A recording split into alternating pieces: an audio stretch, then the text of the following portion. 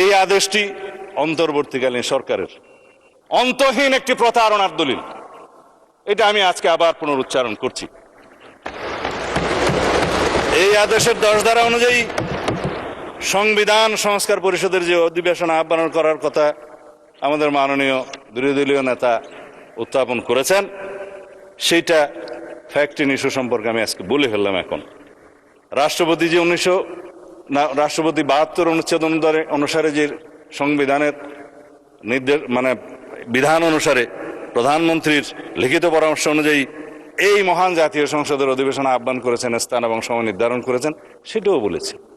যে আমরা আলোচনা করব আদেশের অনুবলে যে সংবিধান সংস্কার পরিষদের অধিবেশন কেন আহ্বান করা হবে না তার উপর যে আলোচনা করব, আদেশটা কি কিছু কিছু জবাবের মধ্যে চলে আসবে।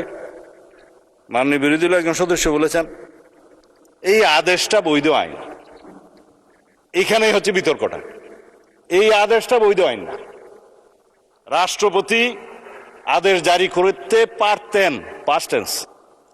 1971 সালের 26শে মার্চের পরের থেকে বাংলাদেশের সংবিধান প্রণীত হওয়ার আগ পর্যন্ত বাংলাদেশের স্বাধীনতার ঘোষণাপত্র অনুযায়ী এবং সেই অনুযায়ী laws continuance enforcement order 1971 10th April এবং the Bangladesh constitution provisional constitution order 1972 এই অনুসারে রাষ্ট্র পরিচালিত হয়েছে।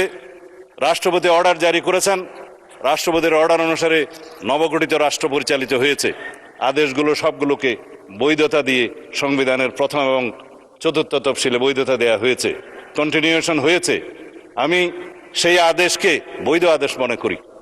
যে হাইকোর্টের আদেশ, যে রুলিং এর কথা বললেন, সেই আদেশগুলোকে আইনে পরিণত আইন বলে স্ট্যাটাস দেওয়া হয়েছে।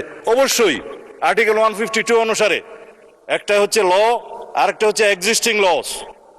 আইন এবং প্রচলিত আইন দুই জায়গাতেই আদেশ হচ্ছে বৈধ আইন। অন্যান্য প্রথা, রুলস সবকিছু বৈধ আইন, আদেশও আইন। কিন্তু এই আদেশ ছিল, কিন্তু আদেশ জারি করার ক্ষমতা 1973 সালের 7ই এপ্রিলের পর রাষ্ট্রপতির আর রইল না। 4th তফসিলের সংবিধানের 4th তফসিলের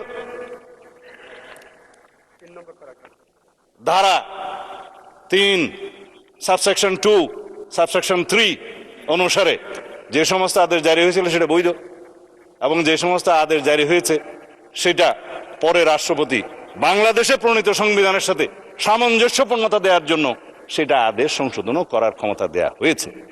এবং সেখানে আপনি দেখবেন 2 বছরের টাইম লিমিট করে দেয়া হয়েছিল। আমি দেখে বললে ভালো বলি না, সেই জন্য এমনি বলি। তো সেই জায়গায় 2 বছরের সময়সীমা 1974 সালের একটা দিবসে শেষ হয়, সেটা আমি পরে বলবো, এখানে দেখে বলতে হবে।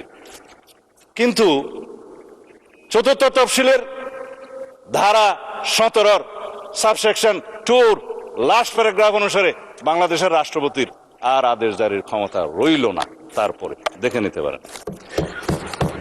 তারপরে রাষ্ট্রপতি আদেশ জারি করলেন কিভাবে, সেটাই হচ্ছে আজকের ফ্যাক্ট ইস্যু। যে আদেশের জন্মই বৈধ হলো না, সেই আদেশ হবে ভয়েড অ্যাব ইনিশিও লিগ্যাল ল্যাঙ্গুয়েজ, সূচনা থেকেই অবৈধ।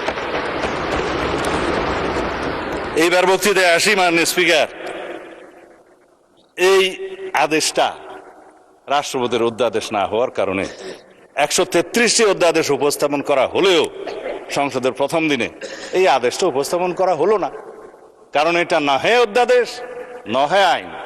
আমি সেজন্য বলেছিলাম এটা হয়তো কোনো নিউট্রাল জেন্ডার হতে পারে। এনিওয়ে, এই আদেশটি অন্তর্বর্তীকালীন সরকারের অন্তহীন একটি প্রতারণার দলিল। এটা আমি আজকে আবার পুনরুচ্চারণ করছি।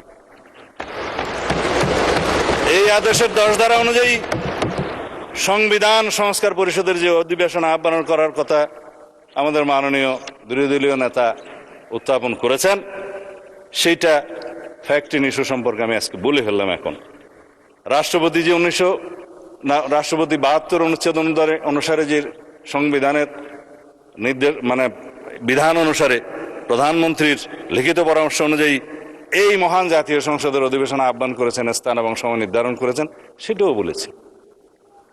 কিন্তু সংবিধান সংস্কার পরিষদের কি কোনো অস্তিত্ব এখন আছে?